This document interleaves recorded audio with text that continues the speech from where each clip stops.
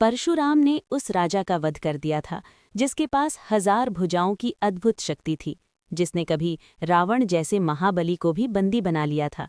लेकिन सवाल ये है कि इतना शक्तिशाली राजा आखिर भगवान परशुराम के हाथों मारा क्यों गया।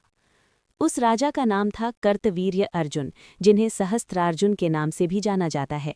उनकी राजधानी नर्मदा नदी के तट पर स्थित महिष्मती नगरी थी।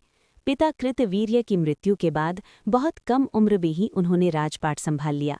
शासन करते करते उन्होंने ये समझ लिया कि एक राजा के लिए शक्ति ही सबसे बड़ा आधार होती है। इसी सोच के साथ कर्तवीर्य अर्जुन ने कठोर तपस्या की। उनकी तपस्या से भगवान दत्तात्रेय प्रसन्न हुए और उन्हें वरदान दिया कि युद्ध के समय उनकी एक नहीं बल्कि 1000 भुजाएं प्रकट हो जाएंगी। इसी कारण वे सहस्त्रार्जुन कहलाए। इस दिव्य शक्ति के बल पर उन्होंने 7 द्वीपों पर अपना प्रभुत्व स्थापित कर लिया। उनके राज्य में अपार धन संपत्ति थी और असुर, दैत्य तथा नाग भी उनसे भय खाते थे।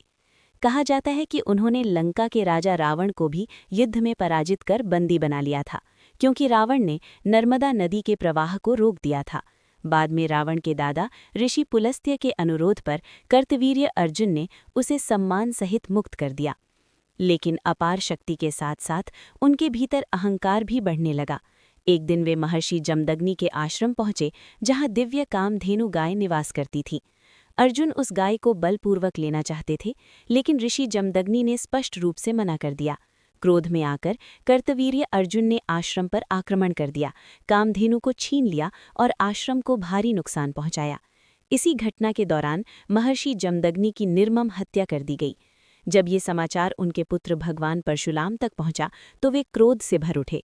उन्होंने कर्तवीर्य अर्जुन के विरुद्ध युद्ध का संकल्प लिया। भयानक युद्ध हुआ, जिसमें परशुराम ने अर्जुन की 1000 भुजाएं काट दीं और अंततः उसका वध कर दिया। इसके बाद भी अर्जुन के पुत्रों ने जमदग्नि का अपमान किया, जिससे परशुराम का क्रोध और भड़क उठा। तब उन्होंने अधर्म और अत्याचार करने वाले क्षत्रियों के नाश का संकल्प लिया।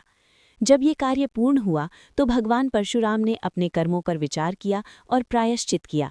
उन्होंने अपना कुल्हाड़ा महेंद्रगिरी पर्वत पर रख दिया। मान्यता है कि आज भी भगवान परशुराम महेंद्रगिरी में जीवित तपस्या कर रहे हैं। अगर आपको लगता है कि आज भी भगवान परशुराम जीवित हैं, तो कमेंट में लिखिए जय श्री राम। अगर कहानी अच्छा लगा हो तो सब्सक्राइब ज़रूर करें।